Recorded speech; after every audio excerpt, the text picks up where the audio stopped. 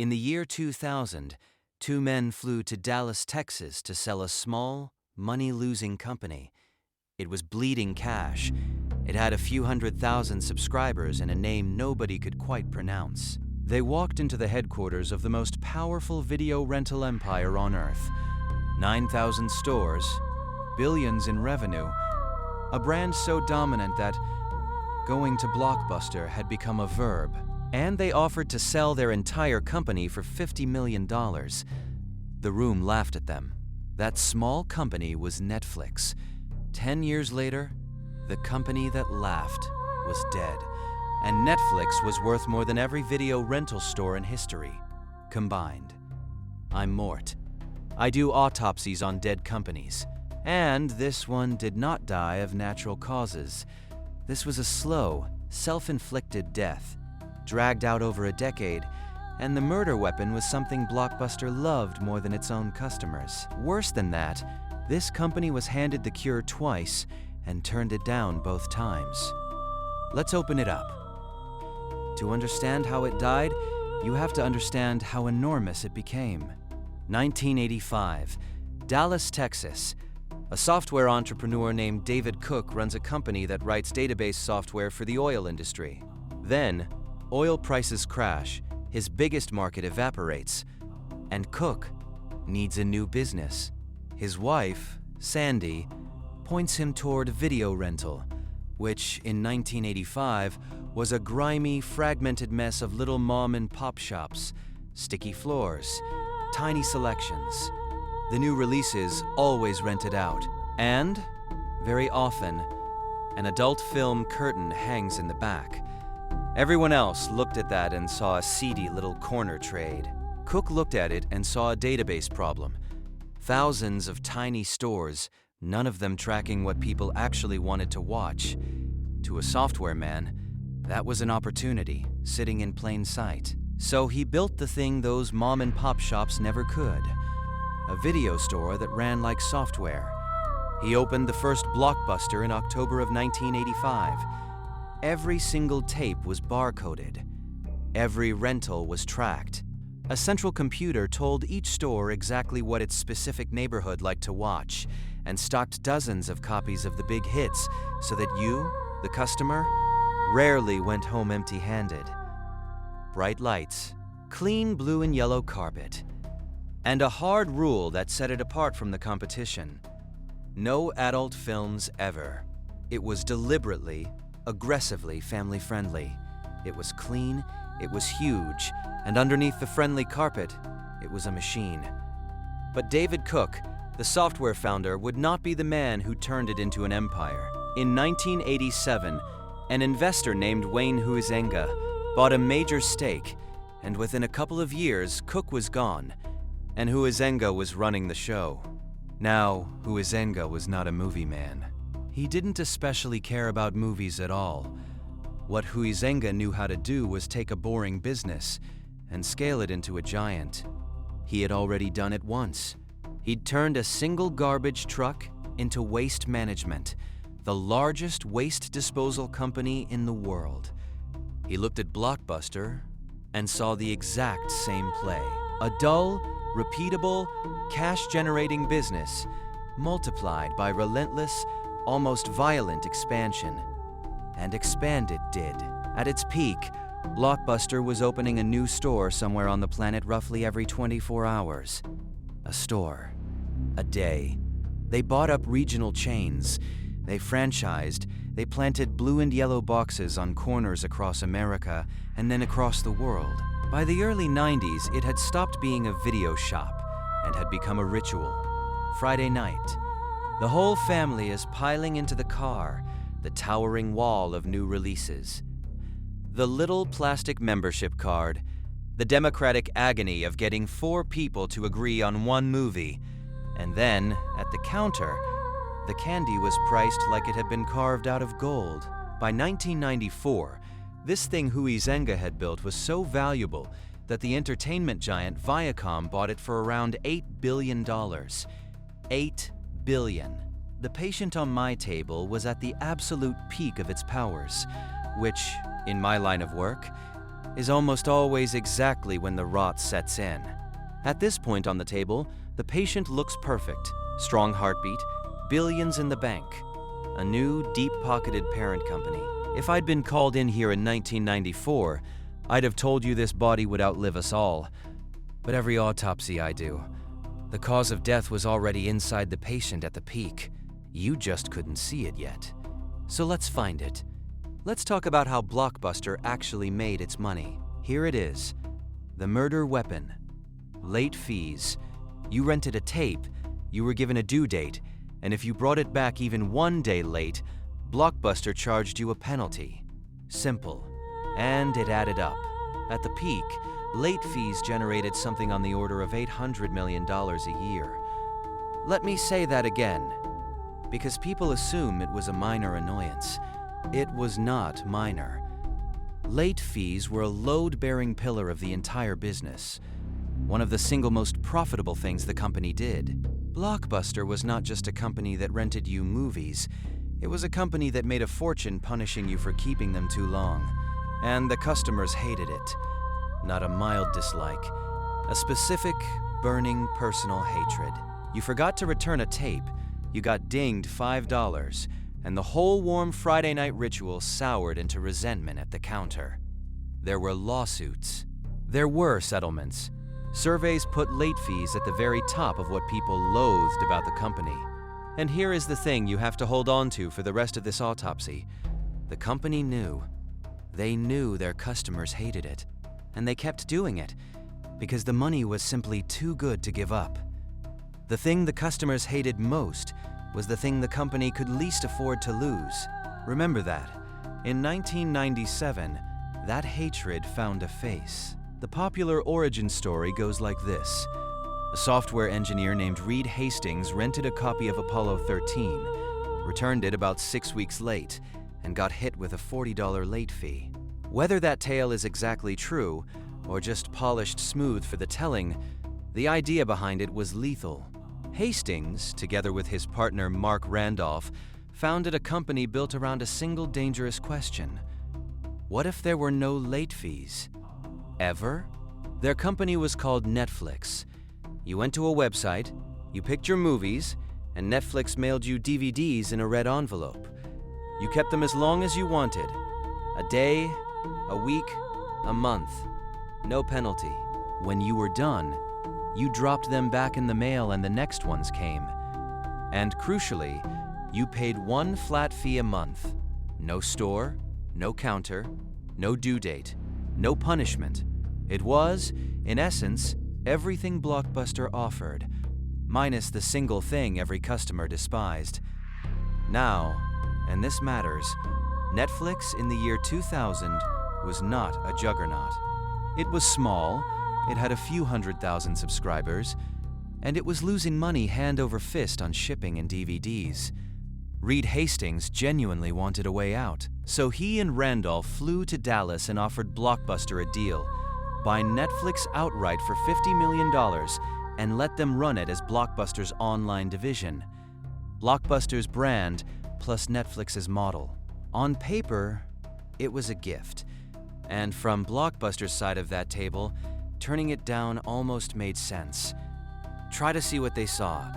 They had 9,000 stores. They had Viacom's billions behind them.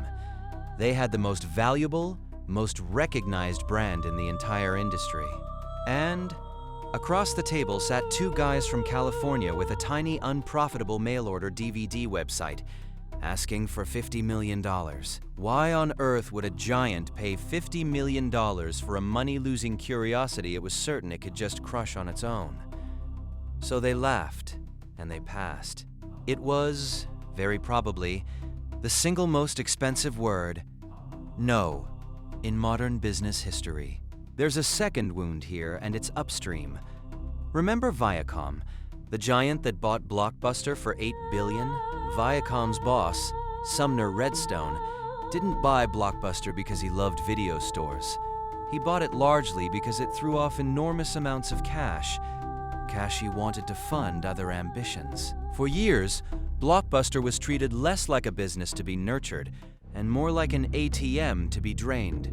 the relationship soured, and in 2004, Viacom cut it loose entirely, spun Blockbuster off on its own, right at the moment the storm was arriving. So, as Netflix came of age, Blockbuster stepped into the ring newly independent, loaded with debt, and with a parent that had already taken what it wanted, and walked away. Now, and this is the part almost nobody remembers, Blockbuster very nearly saved itself anyway. By 2004, the website Blockbuster had laughed out of the room had millions of subscribers. And Blockbuster finally panicked, in the right direction. The chief executive at the time was a man named John Antioco, and Antioco, to his enormous credit, understood the autopsy before the body was even cold. He launched Blockbuster online to fight Netflix directly, and then he did the truly unthinkable. He announced the end of late fees. Think about what that took. Late fees were hundreds of millions of dollars a year. Killing them cost the company on the order of $400 million in lost revenue and setup. Antioco looked at the most profitable habit his company had, the one its customers hated, and chose to cut it out, on purpose, to save the patient. He had diagnosed the disease correctly. He was frankly right. And then it got better. In 2006, Blockbuster launched something called Total Access. And Total Access was genuinely brilliant, because it did something Netflix simply could not. You could rent a movie online and then return it to a physical Blockbuster store and walk out with a free in-store rental on the spot. Online convenience plus a store on every corner. Netflix had no stores. It had no answer. And it worked. Subscribers poured in. By the company's own account, Total Access nearly doubled the online subscriber base in 5 months. And the first quarter of 2007 was the highest subscriber growth quarter the company had ever had, racing toward a target of well over 4 million subscribers. For one brief real window, Blockbuster was not losing to Netflix. It was beating it. The cure was working. So why are we standing over a corpse? Because Total Access was expensive. It required heavy investment to grow, and that investment terrified the board. Onto that board, a couple of years earlier had climbed one of the most feared men on Wall Street, the corporate raider Carl Icahn. Icahn had bought a large stake and won seats in a bruising proxy fight, and Icahn did not want to spend $400 million transforming a video company for some uncertain future. Icahn wanted the cash. Now, the conflict came to a head in the smallest, pettiest way imaginable, over a bonus. Under his contract, Antioco was due a performance bonus of around $7.5 million. The Icahn-influenced board offered him a fraction of it, then ultimately moved to award him nothing. To Antioco, after a decade of service and a strategy that was finally working, this was a deliberate insult. The dispute escalated, and in 2007 the two sides reached a settlement, and John Antioco walked out the door. The one executive who had correctly diagnosed the disease and built a cure that was actually working was effectively pushed out over a bonus fight, just as the cure was taking hold. His replacement was a retail executive named Jim Keyes, and Keyes promptly did two things. First, he began unwinding the expensive, winning strategy, pulling back on Total Access and letting late fees quietly creep back in. The company turned away from the one thing that had been working, to protect short-term cash. And second, he went on the record in 2008 and said this about the two companies that were about to bury him: neither Redbox nor Netflix are even on the radar screen in terms of competition. They were already on the radar. They were the radar. While Keyes dismissed them, the squeeze became a vice. Redbox planted a $1 rental kiosk outside seemingly every grocery store and pharmacy in America. And Netflix did the thing that ended the argument forever. It stopped mailing discs at all and began streaming movies straight into your living room, over the internet, instantly. And at that exact moment, Blockbuster's single greatest strength curdled into its single greatest weakness. Those thousands of glowing stores, Those temples of Friday night became thousands of expensive leases, full of staff, selling a trip nobody needed to make anymore. The asset became the anchor. In September of 2010, Blockbuster filed for bankruptcy, buried under roughly $1 billion of debt. In 2011, the satellite company Dish Network bought what was left at auction. Not really a company anymore, just a brand and a pile of leases. And then came the slow part. The stores went dark, one by one, town by town, all across the country. By January of 2014, the last company-owned Blockbuster switched off its lights for the final time. The empire that once opened a store every single day now closed its last one quietly, with almost no one watching. Today, Netflix is worth hundreds of billions of dollars. And Blockbuster? There is exactly one left. A single, independently owned franchise store in Bend, Oregon, kept alive by a small town's stubborn affection and a steady trickle of tourists who drive in to photograph a ghost. It still rents DVDs. It still wears the blue and yellow. It is, essentially, a museum of its own death, the last cell of a body that's been on my table for years. So let me record the cause of death. For the file, Blockbuster was not killed by Netflix. Netflix was just the weather. Blockbuster was killed from the inside. It was killed by an addiction to late fees, the very thing its own customers despised, a habit so profitable the company could not bring itself to quit, even as it rotted the brand. It was killed by a parent company that drained it for cash and then cut it loose into the storm. And it was killed, most tragically of all, by a boardroom that would rather harvest a dying business than spend money to save it. That pushed out the one man who saw the truth and had a cure that was working. Over a bonus, because that's the real finding. This company did not fail to see the future.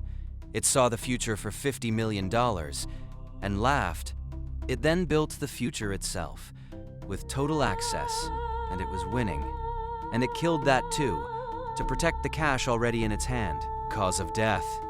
An empire that could not bring itself to cannibalize its own worst habit, not even to survive. Time of death, January 2014. That's one. There are a lot more on these shelves. If you want to watch the next autopsy, you know where the door is. I'll leave the light on.